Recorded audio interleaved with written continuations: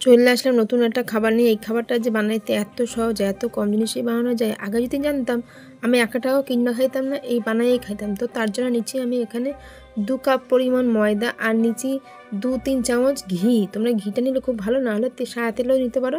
আর নিচ্ছি 1 চামচ পরিমাণ কালো জিরা। এই তিনটাতে মিশিয়ে দেখো এরকম যতক্ষণ না এরকম দলা পাকবে সেই পরিমাণ তোমার তেল বা ঘিটা দিতে হবে। সেইটা দিয়ে ভালো করে মিশাই নেবা, তারপর জল দিয়ে মাইখে নেবা। দেখো এইভাবে অল্প অল্প জল দিয়ে আমি এটা শক্ত মতন করে মেখে নিচ্ছি। একদম শক্ত না, একটু নরম। আর তোমরা এটা 45 মিনিট রেস্টে রেখে দেবে। আর এদিকে দেখো আমি পুরের জন্য নিয়েছি এখানে আলু সিদ্ধ। এখানে আমি আলু ছোলা সিদ্ধ, ছোলা ছাড়ানো আলু নিয়েছি। এখানে 2টো বড় বড় আলু নিয়েছি। আর নিয়েছি মটর সিদ্ধ, পেঁয়াজ কুচি, রসুন কুচি, টমেটো কুচি, লঙ্কা কুচি। এদিকে আমি কড়াইতে সর্ষের তেল দিয়ে দিলাম 2 চামচ মতন। এর মধ্যে আমি দিয়ে দেবো 5 ফোড়ন। তেলটা হালকা গরম হওয়ার পরে 5 ফোড়নটা দিয়ে দেবো। দেখো এখানে 5 ফোড়নটা ফুটে উঠেছে। এই সময় আমি দিয়ে দিচ্ছি এর মধ্যে পেঁয়াজ কুচোনো, যে পেঁয়াজটা কেটে রেখে দিয়েছিলাম।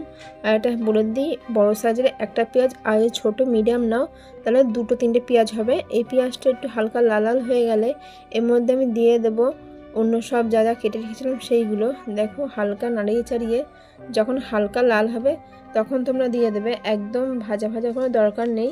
এখানে আমার হালকা লাল মতন হয়েছে। এখন আমি দিয়ে দিচ্ছি এর মধ্যে রসুন কুচিটা।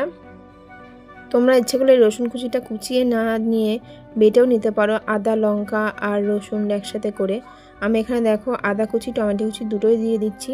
এটা ভালো করে নাড়িয়ে নিলাম।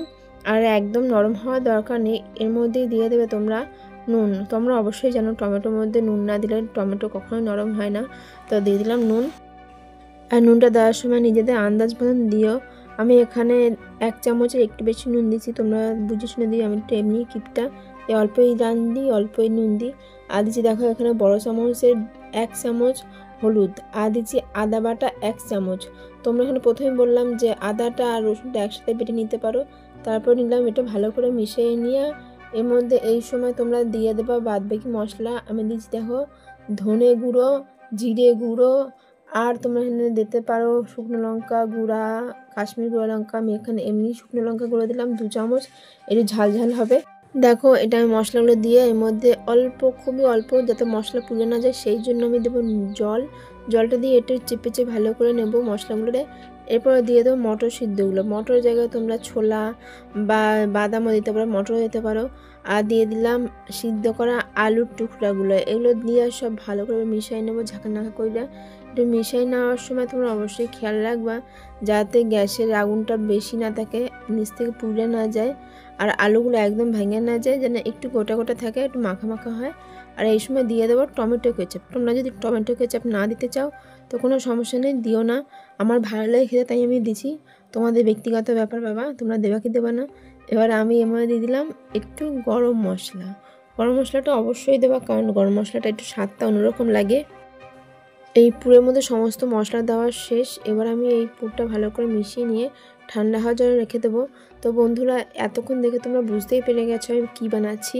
হ্যাঁ, খুবই কম খরচে অল্প সময়ের মধ্যে আমি সিঙ্গারা বানাচ্ছি। তো সিঙ্গারার পুরটা ঠান্ডা হোক, এইদিকে আমি ময়দার এটা লেচিটা করে নিই। দেখো আমার হয়ে গেছে। আধ ঘন্টা পর এটা আমি বের করে একটু ঠেসে নিয়ে ছোটো ছোটো লেচি কেটে নিয়েছি। আর লেচিটাকে এরকম লম্বাভাবে বেলে নেব। তোমরা গোলভাবে বেলবে না, এবার লম্বাভাবে বেলবে, যাতে এরমভাবে মাঝখান দিয়ে কেটে নিয়ে 2টো ভাগ করা যায়। দেখো মাঝখান দিয়ে কেটে নিলাম। আর একটু জল দিয়ে এই সাইডগুলোতে আমি জল লাগিয়ে দেব।